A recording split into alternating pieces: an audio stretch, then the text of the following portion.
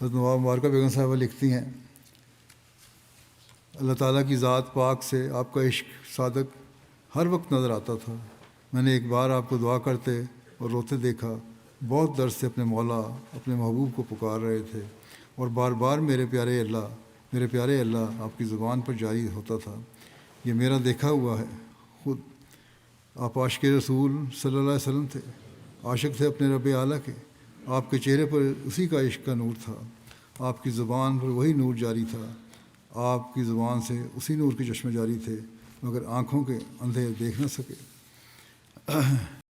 خدا سے محبت کا اظہار کرتے ہوئے بڑے پیارے انداز میں آپ نے فرمایا، وہ میرے خدا، میرے مولا، میرے پیارے مالک، میرے محبوب، میرے معشوق، دنیا کہتی ہے، یعنی اپنے آپ کو کہہ رہے ہیں کہ دنیا مجھے کہتی ہے کہ تو کافر ہے، کہ مگر کیا تو اس سے پیارا مجھے کوئی اور مل سکتا ہے؟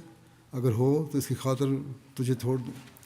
لیکن میں دیکھتا ہوں کہ جب لوگ دنیا سے غافل ہو جاتے ہیں، جب میرے دوستوں اور دشمنوں کو علم تک نہیں ہوتا کہ میں کس حالت میں ہوں، اس وقت تو مجھے جگاتا ہے اور محبت سے، پیار سے فرماتا ہے کہ غم نہ کھا، میں تیرے ساتھ ہوں۔